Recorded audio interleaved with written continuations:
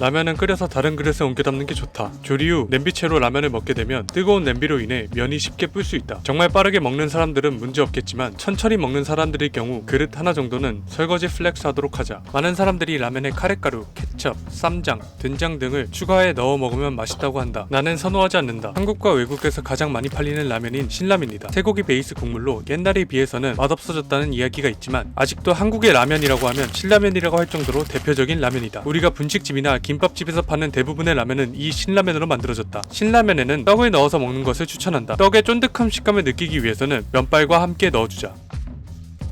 보통 라면들과 다르게 된장 맛이 느껴지는 라면이다. 볶음 된장 분말과 조미 된장 분말이 스프에 들어가 있기 때문인데 그래서 그런지 두부와 궁합이 좋다. 두부에서 물이 나오므로 라면물을 평소보다 조금 넣어주고 두부 속까지 간이 잘 배게 스프와 함께 미리 넣어주자. 두부를 처음에 넣으면 풀어져서 비주얼은 안 좋을 수 있으나 두부 속까지 간이 잘 배어 있어 맛에서는 이점이 더 크다. 안성탕면은 밥 위에 반찬처럼 올려 먹으면 정말 맛있다.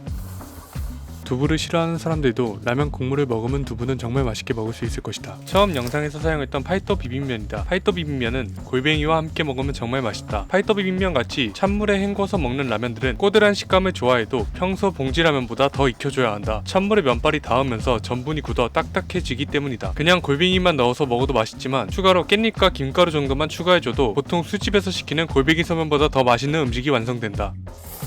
만약 깻잎이 집에 없다면 이 돌자반 김이라도 추가해서 먹어보자. 정말 맛있다. 튀김 우동에는 시치미를 뿌려 먹으면 맛있다. 시치미는 고추, 산초, 귤껍질, 생강, 청각 등의 여러 향신료가 들어가 있으며 후추처럼 사용할 수 있다. 특히 계란찜 위에 뿌려 먹으면 맛있다. 한국에 가장 많은 요리사를 배출한 음식이다. 나는 짜파게티 요리사. 한번 빠지면 짜파게티만 먹을 정도로 중독성이 강력하다. 짜파게티는 술안과 함께 먹으면 맛있는데 간단하게 술안을 만드는 방법을 알려주도록 하겠다. 필요한 건 계란, 그릇, 물만 있으면 된다. 그릇에 물을 담아주고 계란을 노른자가 터지지 않게 조심스럽게 까준 뒤 전자레인지 800W 기준 2분간 돌려주면 되는데 여기서 꼭 1분 정도에 꺼내봐서 상태를 확인해주자. 주변이 이렇게 흰색으로 올라오기 시작했다면 1분만 더 돌려주면 된다. 이렇게 전자레인지로만 술안을 만들어봤다. 평소대로 짜파게티를 끓여준 뒤 위에 술안을 올려주면 된다. 짜파게티는 파김치와 정말 궁합이 좋다. 아 그리고 누가 팔도 비빔면 소스를 짜파게티에 넣어 먹으면 맛있다고 해서 시도해봤는데 내 입맛에는 맞지 않았다. 약간 맛이 너무 강한 두 가지를 합친 느낌? 생크림 짜장면? 넘어가겠다. 면발이 두꺼운 우동 스타일의 라면이다. 해산물을 이용해 만든 라면으로 아무것도 안 넣어서 먹는 게 가장 베스트인 라면이다. 해봤자 계란 정도? 그러면 라면을 끓일 때 이쁘게 담아내는 방법을 알려주겠다. 이렇게 면이 설 익었을 때 먼저 빼서 그릇에 담아주고 면발이 없는 국물에 계란을 넣어서 끓인 후 부어주면 보다 이쁘게 그릇에 라면을 담아낼 수 있다. 사리곰탕에는 파를 많이 추가해서 먹으면 맛있다. 너무 흔한가? 그러면 이 마라 소스를 넣어보자. 그 전에 내가 영상에서 봉지라면과 컵라면을 섞어가면서 보여주는 이유는 개인적으로 똑같은 라면 중 봉지나 컵 중 더 맛있다고 느낀 라면을 알려주고 싶어서이다. 대표적인 예로 신라면은 컵라면보다 봉지라면이 더 맛있다고 느꼈다. 여튼 이 사리곰탕에 마라소스를 넣어보겠다. 용기에서 면을 빼준 후 표시된 선보다 조금 더 물을 넣어주고 냄비로 옮겨준 뒤 봉지라면과 똑같이 끓여주다 마라소스를 넣어주면 된다. 처음엔 한 스푼만 넣고 간을 보며 더 넣어주자. 마라탕 소스는 동네 마트만 가도 간단하게 구할 수 있다. 이제 면을 넣고 끓여주면 완성이다. 곰탕 베이스인 분말 스프와 마라소스가 엄청 잘 어울린다. 마라탕 좋아하시는 분들에겐 꼭 추천한다. 짬뽕 라면의 대표라고 생각하는 두 가지 제품이다. 각각 다른 매력을 가지고 있으며 짧게 설명하자면 오징어 짬뽕은 매일 먹어도 안 질리는 맛, 진짬뽕은 가끔 먹으면 진짜 맛있는 맛이다. 모든 짬뽕 라면에는 이 해물 믹스를 넣어주면 간단하게 퀄리티를 높일 수 있다.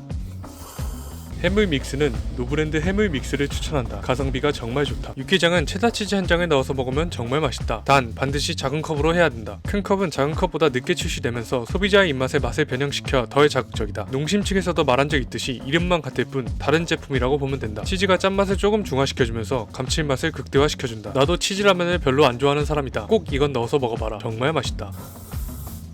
유튜브에서 가장 유명한 라면인 불닭볶음면이다. 이미 맛있게 먹는 방법이 너무나도 많은 라면이기 때문에 내가 가장 좋아하는 방법만 말하고 넘어가겠다. 면과 소스를 조금 남긴 후 밥, 김가루, 참기름을 넣어서 먹으면 비주얼은 좀 별로지만 맛은 있다. 추가로 정말 많은 파생 제품들이 있는 걸로 유명하다. 한국 최초의 라면인 삼양라면이다. 보다 담백한 맛을 가지고 있으며 햄맛이 난다고 하는 것이 특징이다. 특징 그대로 소세지를 넣어 먹으면 맛있다. 소세지는 돼지고기 함량이 높은 제품 위주로 구입하도록 하자. 너무 식상하니 재밌는 사실을 하나 알려주자면 삼양라면의 이 동그란 것은 햄이 아닌 햄 맛을 내기 위한 밀가루로 만든 조미분이다. 술 먹은 다음날 라면으로 해장하는 경우가 있을 것이다. 그럴 땐 이 무파마로 해장해보자. 무파마는 이름 그대로 무, 파, 마늘이 주재료로 시원한 국물 맛이 강점이다. 무파마에는 황태채를 추가해주면 맛있다. 그냥 넣어서 끓여도 맛있지만 시간이 된다면 황태채를 물에 불린 후 스프와 함께 볶아주면 더욱 맛있게 끓일 수 있다. 해장을 하는데 술이 땡기는 경험할 수 있을 것이다. 해장라면으로 정말 강추다. 신라면의 고급 버전으로 보통 라면에서 볼 수 없는 큰 채소와 사골 육수 맛이 나는 후첨 소스가 특징이다. 요즘 이렇게 전자레인지용 컵라면들이 많이 나오는데 전자레인지에 돌려주면 높은 열이 유지되면서 면이 양념을 더 잘 흡수하는 이점이 있다. 그러나 면이 꼬들한 식감을 좋아하는 나 같은 사람들에겐 다소 면이 풀어져서 실망스러울 수 있는데 이럴 땐 표시된 시간에 반만 돌려주자. 그러면 면의 꼬들한 식감을 유지하고 있고 간도 배어있는 두 마리 토끼를 잡을 수 있다. 군대에서 참 많이 먹었던 라면이다. 라면을 2개 이상 끓일 때 가장 어려운 건 물 조절이다. 사람마다 호불호가 있지만 싱겁게 만들진 말자. 짜게 만들면 짜다고 하지만 싱겁게 만들면 맛없다는 말이 나온다. 실제로 인기가 많은 한강 라면은 물 양을 레시피보다 100cc 정도 줄여서 세팅한다고 한다. 이번 영상은 라면의 간단한 팁들과 종류별 잘 어울리는 재료에 대해서 알아봤습니다. 7일 동안 라면만 먹는 건 좀 힘들긴 했네요. 그래도 재밌었습니다. 다음에도 유익하고 재밌는 영상으로 돌아오도록 하겠습니다. 별거 없는 제 영상 시청해주셔서 감사합니다. 끝!